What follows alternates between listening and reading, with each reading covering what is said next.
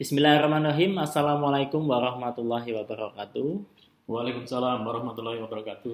Apa kabar Prof. Sucito? Alhamdulillah baik, sehat Mas Wildan Mahir Mutakin. Ya, alhamdulillah. MA. Ya, alhamdulillah pemirsa di suasana yang cerah pada sore hari ini. Ya, mudah-mudahan kita selalu diberikan kesehatan dan kekuatan dalam menjalani hari-hari ke depan. Ya. Amin, amin, amin. Baik, Prof. Sucito, di sini kita akan berbincang terkait dengan topik yaitu penelitian, gitu, Prof. Ya. Oke, Mas Wildan. Atau dalam bahasa Inggris disebut research. Kita akan berbincang mulai dari hal yang paling sederhana dan nanti ke hal yang lebih spesifik ya, Prof. Ya. Baik, Mas Oke. Wildan. Baik, Prof. Sebenarnya yang dimaksud dengan research atau penelitian itu apa, Prof? Ya, baik Mas Wildan. Assalamualaikum warahmatullahi wabarakatuh. Waalaikumsalam warahmatullahi wabarakatuh. Dan para mahasiswa yang menyimak acara bincang akademik kita kali ini, saya didampingi Mas Wildan Mahir Mutakin, MA Tesor, dosen muda yang sangat energik ya Mas Wildan, dengan inovasi-inovasi pembelajaran yang luar biasa ini Mas Wildan. Ya, tentang penelitian ini, pengantar penelitian tepatnya Mas Wildan. Oh ya, pengantar, introduction. Ya, cocoknya untuk mahasiswa semester 4, semester 5 yang menjelang mengerjakan skripsi. Jadi sedang mengambil mata kuliah teori tentang penelitian. Yang kita bahas kita kali ini penelitian di bidang pendidikan, mungkin Mas Wildan. Ya. Ya. Jadi kembali ke pertanyaan yang pertama tadi, Prof. Jadi apa sebenarnya definisi dari penelitian itu, Prof? Atau definition of research? Ya, sebetulnya definisi penelitian itu banyak sekali dan kita bisa merujuk dari berbagai macam teori. Tapi ada satu definisi penelitian yang sangat saya suka karena cukup praktis. Begini, research is the activity of solving problem that lead to new knowledge using method of inquiry approved by the scholars in the field. Nah, definisi aslinya berbahasa Inggris seperti itu. Jadi ini definisi yang sangat praktis. Kalau kita breakdown definisi ini, ada beberapa keywords, ada beberapa kata-kata kunci yang bisa kita pelajari. Jadi research is the activity. Research is activity.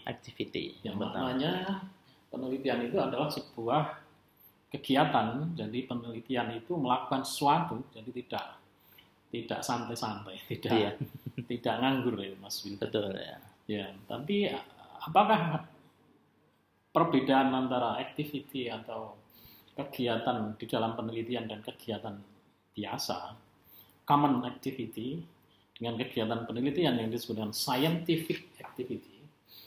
Kalau kegiatan dalam penelitian itu adalah kategori scientific activity.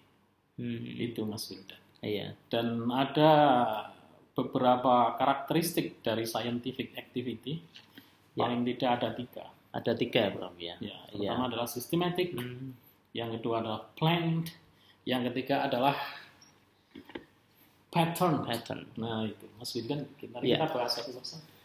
Baik, jadi tadi seperti yang disampaikan Prof. Sucito, jadi ternyata ada 3 keyword pemirsa, ya. Ada activity yang terkait dengan solving problem, kemudian activity tersebut lead to new knowledge, ya, Prof. Ya. Kemudian ada juga dia menggunakan method of inquiry, ya, atau apa ini method of inquiry ini, Prof? Ya, Mas Wildan, sebelum kita ke sana, kita bahas sebentar tentang karakteristik dari scientific tadi untuk membedakan antara kegiatan ilmiah dan kegiatan biasa. Ya. Ada 3 tadi. Pertama adalah planned, yang kedua adalah systematic, yang ketiga adalah pattern. Apakah itu planned? Jadi kegiatan penelitian itu karena termasuk kategori scientific activity, maka harus planned, dalam ini terencana. Jadi kegiatan penelitian membedakan kegiatan ilmiah dari penelitian dengan kegiatan-kegiatan umum itu adalah terletak kepada perencanaan. Salah satu perbedaannya adalah perencanaan. Sehingga peneliti sebelum melakukan kegiatan penelitian itu harus membuat perencanaan yang matang. Sehingga di dalam dunia kampus, mahasiswa sebelum membuat penelitian itu pasti diharuskan, diwajibkan membuat rencana penelitian. Rencana penelitian mahasiswa itu disebut proposal penelitian. Jadi proposal penelitian sebetulnya adalah rencana penelitian. Itu betul ya, plan ya. Kemudian ada sistematik, ini maksudnya bagaimana Prof? Apakah sesuai dengan sistem atau? Ya, sistematik itu adalah misalnya kita waktu dulu di SMA, kita pasti mendapat pelajaran PPKN gitu, Mas Wildan. Iya, PMP, PPKN. Itu kita belajar tentang Undang-Undang Dasar. Iya. Kita tahu Undang-Undang Dasar itu terdiri dari pembukaan, kemudian batang tubuh, dan pembukaan terdiri dari 4 alinea. Iya. Kemudian batang tubuh terdiri dari pasal-pasal yang memuat di dalamnya. Ya, detail. betul. Kenapa saya sebut? Kenapa saya menyebut Undang-Undang Dasar?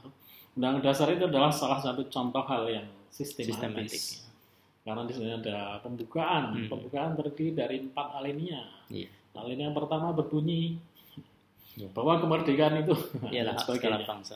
Ya, itu. Dan itu secara urut ya. Ya, betul. Penelitian juga begitu, harus sistematis, Mas Wildan.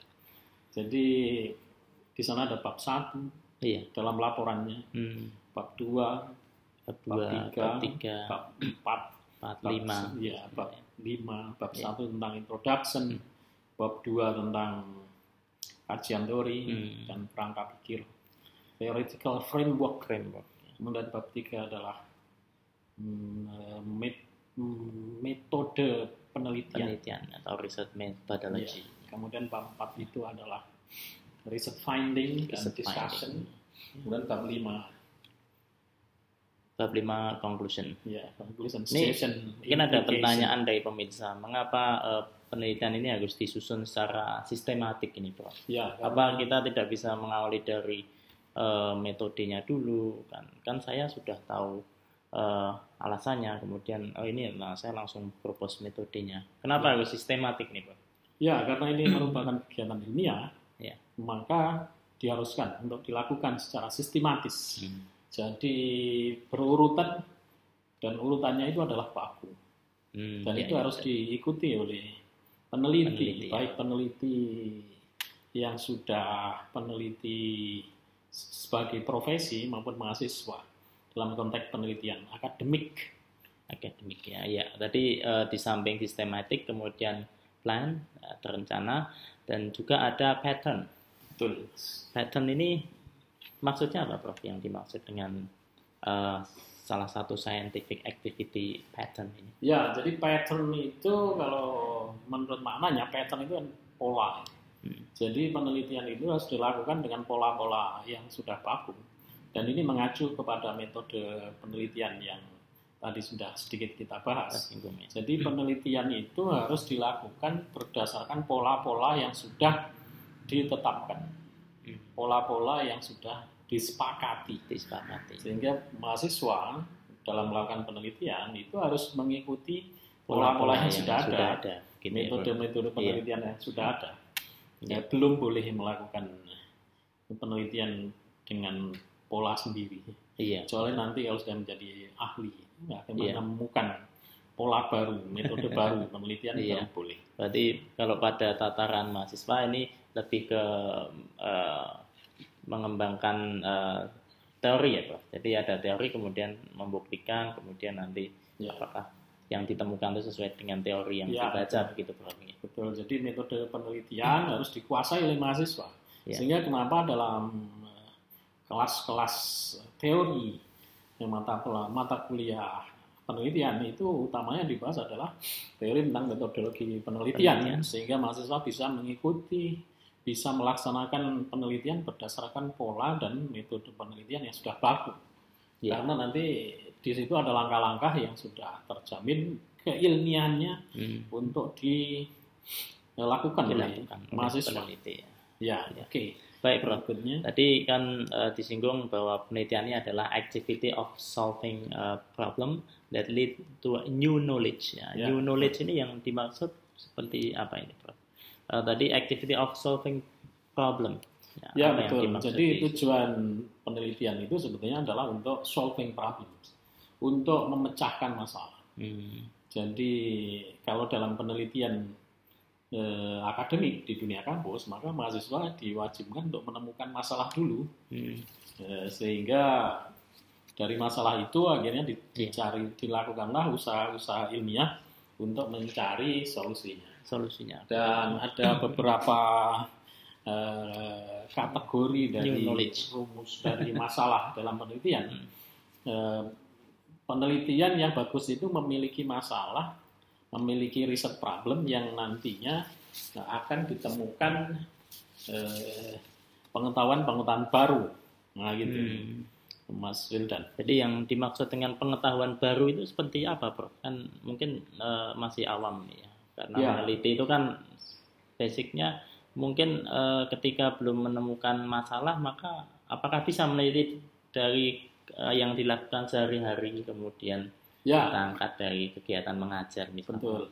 Yang ditanyakan oleh Mas Wildan, Pak Wildan, saya biasa manggil Mas Wildan karena beliau adalah dosen muda. Iya, Bro. Saya lebih senior dari Mas Wildan. Saya dalam rapat-rapat akademik saya biasanya manggilnya Pak Wildan.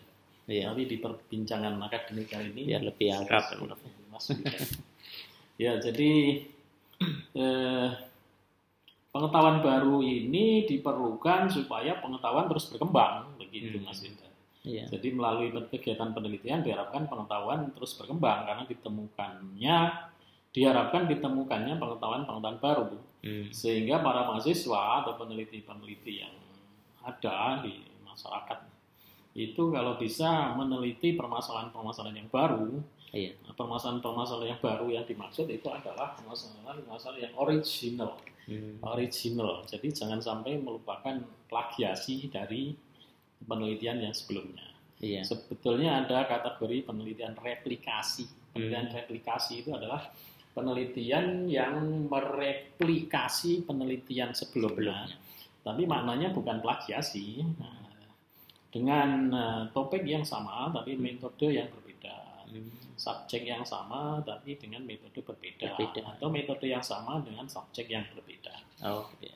Jadi itu sudah termasuk dari replikasi tadi ya. Dan originalitas dari sebuah pengetahuan itu, Prof. Ya, betul, dan diharapkan pengetahuan baru nanti kan memperkaya kasanah keilmuan. Betul. Tujuannya adalah itu dari penelitian itu. Atau memberi kontribusi lah paling tidak kepada perkembangan area yang diteliti ya, Prof.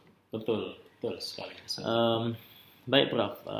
Jadi tadi pemirsa terkait dengan definition of research atau pengertian dari penelitian, jadi activity of solving problem that lead to new knowledge yang tadi sudah disebutkan. Originalitas, tidak ada plagiarism, kemudian mengembangkan ini, memberikan contribution yang baru. Baik, kemudian tadi saya lanjutkan to new knowledge using method of inquiry. Maksudnya method of inquiry ini apa ini, Prof? Jadi method of inquiry kalau kita lihat dari makna katanya, itu adalah inquiry itu memiliki pasangan kata discovery. Jadi inquiry and discovery. Inquiry itu mencari, kalau discovery itu menemukan. Jadi method of inquiry itu adalah metode untuk mencari. Mencari itu kalau lihat di bahasa Inggris, kalau baca di kamus, mencari itu kan look for. Tapi istilah yang lebih ada baku, obtain juga yang mendapatkan yang lebih baku. Knowledge. yang lebih relevan dalam kegiatan ilmiah ini adalah search. Jadi mencari itu adalah search. Sehingga kenapa akhirnya penelitian itu disebut dengan research. Iya. Nah itu Research. jadi apakah method of inquiry? Method of inquiry itu adalah metode untuk mencari. Iya. Mencari dalam rangka untuk discovery. Mencari dalam rangka untuk menemukan. Jadi sebetulnya kegiatan penelitian itu dipenuhi oleh teori-teori untuk mencari. Menemukan itu adalah setelah mencari, setelah kegiatan mencari. Penting mencari atau penting menemukan maksudnya? Ya, kita mencari dulu, Lebih nanti ujungnya menemukan. Gitu. Jadi kalau bagaimana kita bisa menemukan tanpa berusaha mencari, jadi inilah pentingnya. Seperti sunatullah juga, kita dianjurkan untuk berusaha. Iya. Nanti hasilnya adalah tergantung kepada Allah yang di atas. Benar sekali. Ternyata kita dalam kehidupan sehari-hari ini juga kita melakukan riset ternyata, Prof. Ya. Betul. Riset untuk diri kita sendiri, bagaimana menjadi lebih baik. Betul. Jadi sebetulnya riset atau penelitian itu mengajarkan banyak hal.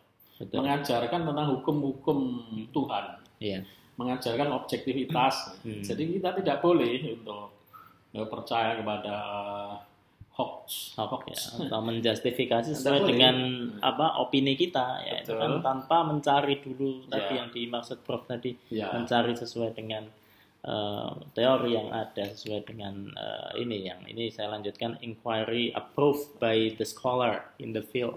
Ya betul. Jadi method of inquiry, metode penelitian yang mana yang dipakai, itu adalah metodologi penelitian yang sudah disepakati oleh para ahli. Kalau misalnya di dunia pendidikan itu ada Donald Airy, kemudian ada Wiersma, kemudian ada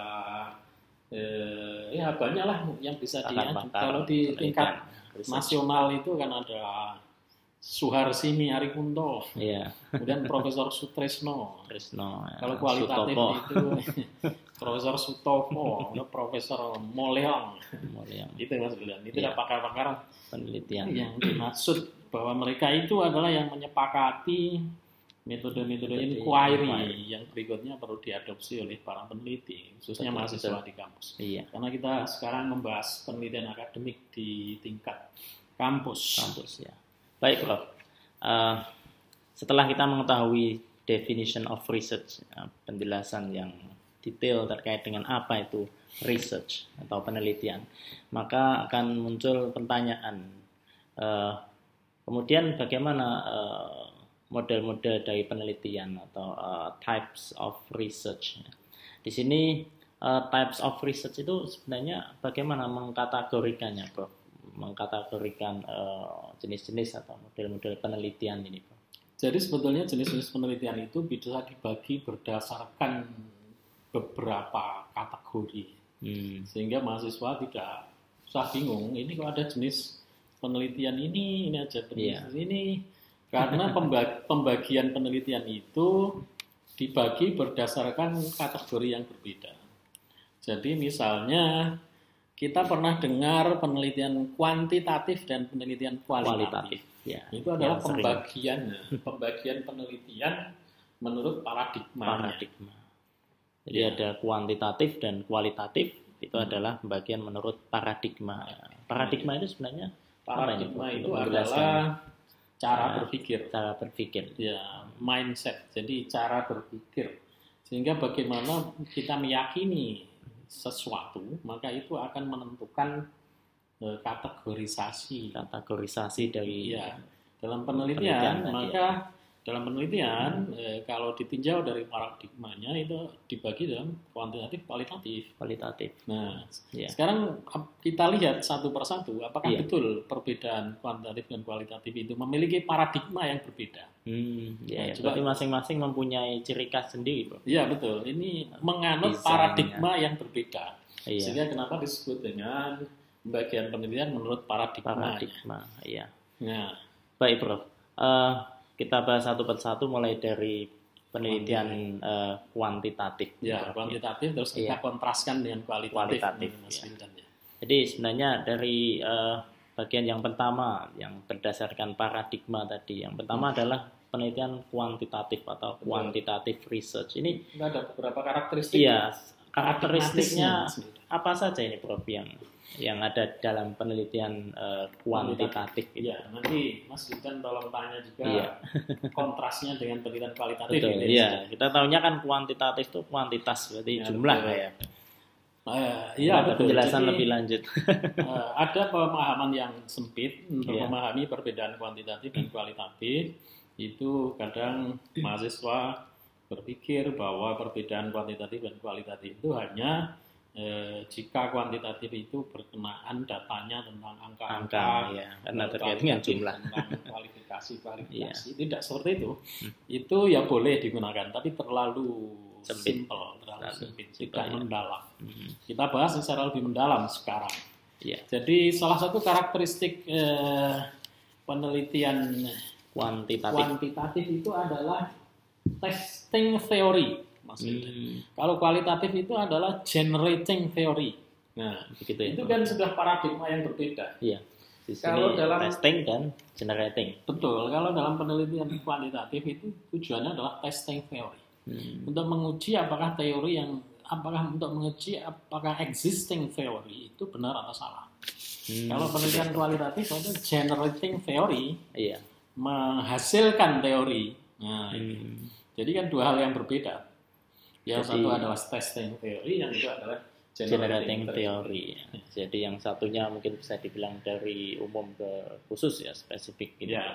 Kemudian yang ini mengeneralisasi. Ya, kemudian ada ciri yang lain Prof. Mungkin di sini apakah penelitian kuantitatif itu berarti bisa kita sebut dengan didaktif ya? Ya, betul sekali yang disampaikan Mas Yuda. Penelitian salah satu ini ya. Karakteristik penelitian kuantitatif itu adalah didaktif. Ya. Paradigmanya adalah didaktif. Kalau kualitatif itu paradigmanya adalah induktif. Induktif, betul. Apakah bedanya didaktif dan induktif? Kalau didaktif itu adalah paradigma yang menganut pola dari umum ke khusus. Ya. Sebaliknya yang induktif itu berarti dari pola dari khusus ke umum. Gitu. Pengertian dasarnya begitu. Iya. Nah, kemudian dalam penelitian kuantitatif yang disebut dengan didaktifnya itu terletak di mana? Dari umum ke khususnya itu terletak di mana? Jadi penelitian kuantitatif itu menganut paradigma didaktif dari umum ke khusus. Apakah yang umum, apakah yang khusus? Betul. Ya, masih ada pertanyaan seperti itu. Betul. Yang umum itu adalah teori, yang khusus itu adalah data. Sehingga penelitian kuantitatif itu berangkat dari teori untuk diuji tadi. Kemudian peneliti atau mahasiswa mengumpulkan data. Iya. Nah itu. Kalau induktif bagaimana? Untuk penelitian kualitatif. Dari khusus ke umum. Yang khusus itu adalah data. Yang umum adalah teori. Gitu. Mahasiswa mengumpulkan data dalam rangka to generate teori. Sehingga yang pertama tadi adalah testing theory untuk kuantitatif dan kualitatif itu generating theory. Nah, itu kan nyambung ya Mas. Iya, betul ya. Nah, kita sudah mempunyai dua karakteristik yang ternyata. Kemudian yang lain berarti ketika testing teori berarti kira-kira apa ciri yang lain ini Prof? Apakah kita berarti bisa membuat semacam pengelompokan gitu untuk karena ini akan kita ujikan ya. Di sini apakah ada semacam manipulation and control? Ya, Mas Yudan. Pemberian treatment gitu. Jadi ciri yang berikutnya itu adalah dalam penelitian kuantitatif itu karakteristiknya adalah manipulation and control. Iya. Jadi manipulasi dan kontrol, manipulation and control. Kemudian kalau di penelitian kualitatif itu paradigma adalah complete description. Ya, kalau karena induktif tadi. Apakah yang maksudnya manipulation dan control? Jangan dimaknai bahwa dalam penelitian kuantitatif jangan itu negatif boleh, ya Prof. Manipulation itu pasti boleh memanipulasi data, ini tidak boleh. Manipulasi itu sebetulnya hal yang positif. Manipulasi itu adalah mengubah karakteristik. Jadi misalnya kelas yang sebetulnya di situ ada murid laki-laki dan perempuan. Iya. Kemudian itu duduknya bercampur jadi satu di sekolah umum. Kemudian untuk kepentingan penelitian bisa kita dimanipulasi menjadi dipisah. Begitu. Itu adalah contoh manipulasi. Iya. Nah, dan sebagainya. Kalau kontrol itu subjeknya dikondisikan sedemikian rupa sehingga sesuai dengan tujuan penelitian yang dilakukan. Oh, begitu. Nah, gitu. Berarti dengan kata lain yang manipulation tadi kita berikan semacam treatment begitu untuk menguji testing the theory tadi. Betul. Nanti berikutnya seperti itu dalam penelitian eksperimental. Iya. Baik. Kemudian mungkin ada berarti ketika paradigma penelitian kuantitatif maka akan hadir namanya ethic, what should be, karena kita sesuaikan dengan testing teori tadi, Prof. Ya. Dan ini berkebalikan dengan qualitative research, di mana ini adalah what it is. Jadi sebenarnya ya, jadi kalau karakteristik lain dari penelitian kuantitatif itu adalah etik. Etik itu maksudnya apa? Ya ada hubungannya dengan etika, tapi jangan dikira etika itu maksudnya adalah manner atau behavior. Bukan. Dalam penelitian ini, etik itu adalah what should be. Jadi kuantitatif itu menganut idealisme. Jadi bagaimana ideal sesuai teori tadi. Sesuai teori. Apakah data itu sesuai dengan teori? Iya. Apakah data itu sesuai dengan yang diharapkan? Iya. Sesuai dengan yang diteorikan. Maka kita ada anggapan sementara ya, Prof. Ya. Betul. Maksudnya seperti hipotesis, ada anggapan penelitian di awal kan. Betul. Kalau kualitatif itu emik. Emik itu adalah what it is. Jadi bedanya adalah what should be and what it is. What should be itu bagaimana seharusnya. Kalau what it is itu mengungkap bagaimana yang terjadi sebenarnya di kenyataan. Ya. Nah, itu kan dua paradigma yang berbeda. Iya. Mana yang lebih baik? Ya, tidak boleh dikatakan salah satu lebih baik dibanding yang lain karena ini paradigma yang sama-sama bagus. Iya. Ada lagi yang mengatakan bahwa penelitian kualitatif itu adalah empatik. Empatik itu maksudnya dari sudut pandang subjek. Kalau penelitian kuantitatif itu dari sudut pandang peneliti. Jadi peneliti mengharapkan begini. Jadi sudah punya anggapan di awal, dan kalau yang penelitian kualitatif ini kita seperti memasuki sebuah lorong yang nanti kita tidak tahu akan menemukan apa ya, karena kita akan mengenerate teori tadi. Betul ya. Sehingga kenapa akhirnya penelitian kualitatif itu menyelami yang ada. Penelitian kuantitatif itu adalah apakah kondisi yang ada itu sesuai dengan yang diharapkan. Sehingga kenapa yang disampaikan oleh Mas Wildan tadi betul, bahwa penelitian kuantitatif itu ada asumsi-asumsi sebelumnya, hipotesa. Penelitian kualitatif tidak. Hipotesanya kalau di salah satu penelitian action research ini hipotesa tindakan. Silakan dilanjut. Ya, kemudian berarti ada ini ciri yang lain seperti kalau di penelitian kuantitatif itu kita bertindak objektif ya, Prof. Ya. Karena ini based on the researcher point of view. Ya, betul. Betul. Sebetulnya karakteristik penelitian sebagai kegiatan ilmiah itu harus objektif.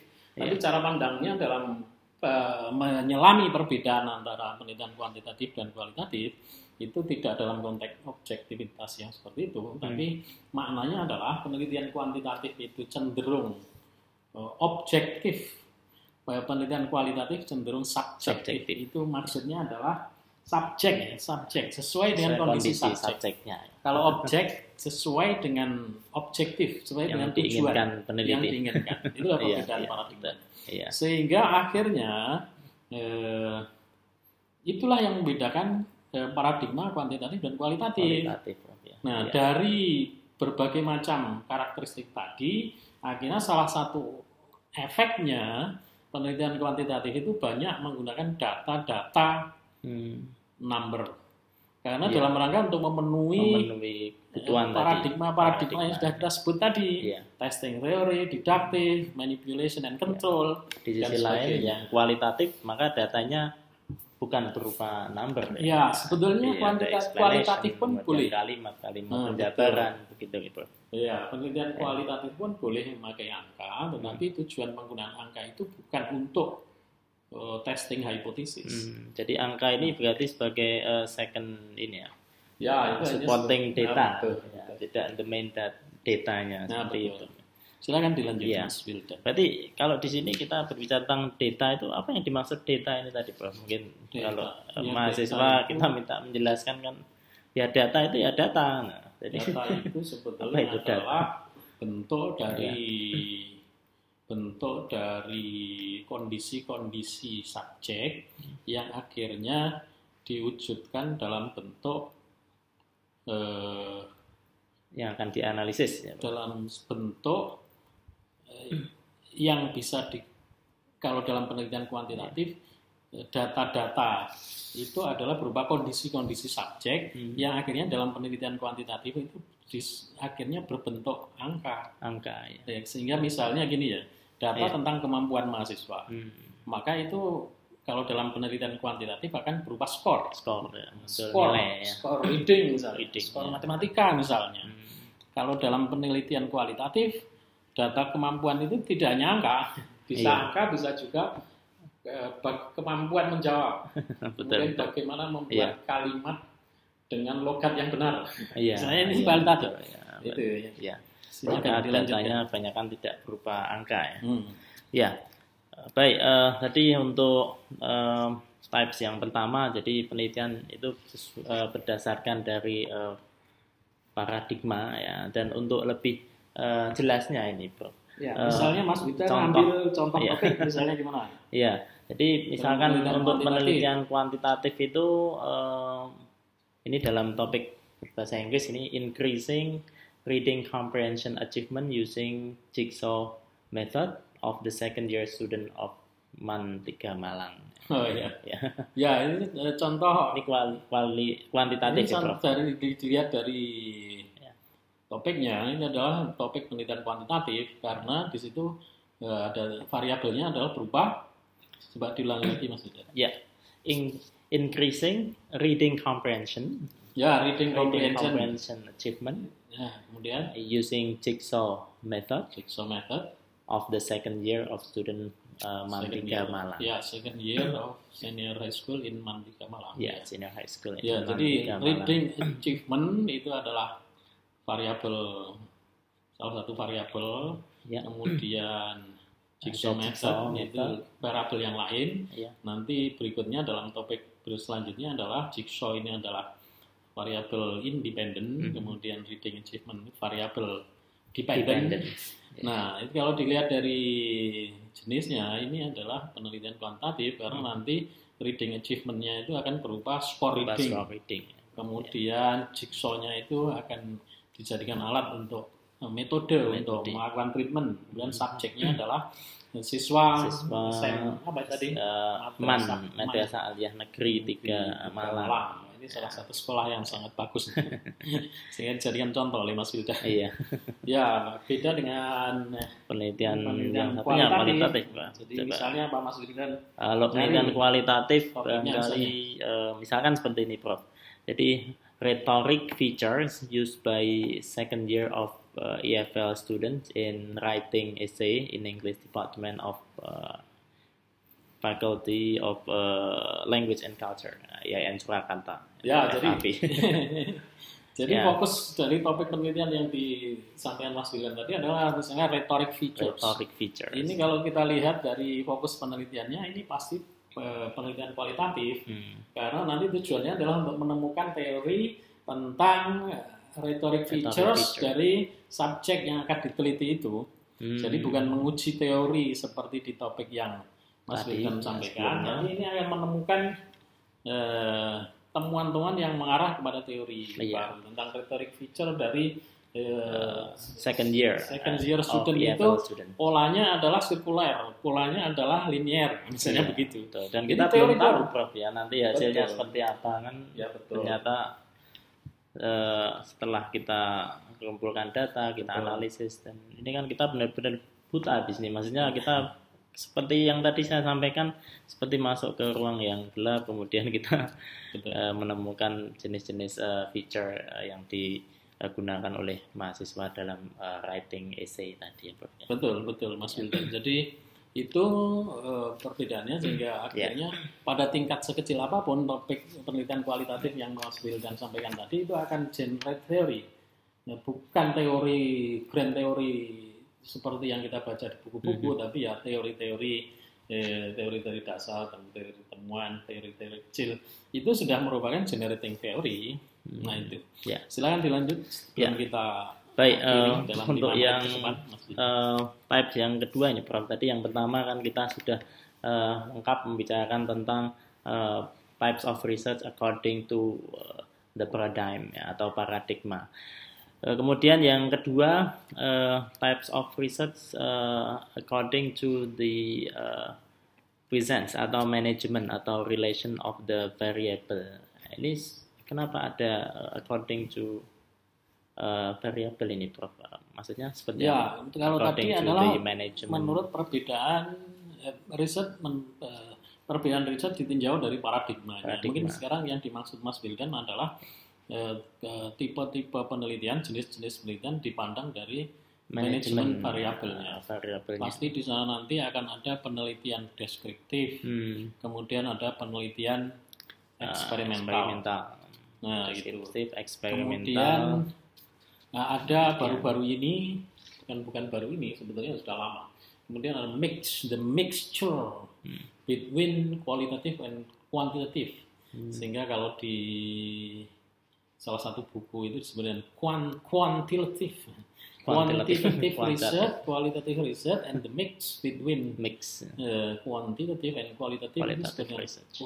Quantitative. Nah, kalau dalam penelitian, kalau penelitian deskriptif, non eksperimental, itu ya misalnya survei dan sebagainya. Study begitu, Prof, ya. Kalau yang kuantitatif itu namanya correlation, comparative itu. Kalau eksperimental itu nanti akan dibagi dalam pre-eksperimental, kemudian quasi-eksperimental, penelitian semu. Kemudian ada true experimental research. Kemudian yang mix itu nanti akan mengarah penelitian yang mengarah pada classroom action research. Kemudian yang kita sebut penelitian tindakan kelas. Kemudian nanti ada R&D, research and development. Itu adalah penelitian mix kuantitatif. Itu Mas Wildan, itu pengantarnya. Mungkin bisa disimpulkan oleh Mas Wildan dalam session kita yang kali ini. Baik, ternyata menyelami penelitian ini memang sangat menarik, pemirsa, ya. Tadi kita sudah memberikan pengantar tentang definition of research. Definition of research, jadi the activity of solving problem that lead to new knowledge using method of inquiry approved by the scholar in the field. Kemudian tadi juga sudah disampaikan oleh Prof. Sucito. Jadi apa yang dimaksud dengan scientific activity tadi, ada memuat 3 hal: systematic, plan, dan pattern atau terpola di situ. Kemudian kita juga sudah membahas terkait dengan types of research. Ada 2. Yang pertama ada according to the paradigm, dan yang kedua adalah according to the management atau relation of the variable, atau di sini kita sebut according to the research design. Dan berdasarkan paradigm ada kualitatif, ada kuantitatif. Tadi sudah kita kupas perbedaannya dengan sangat detail, disertai dengan contoh tadi, Prof, ya.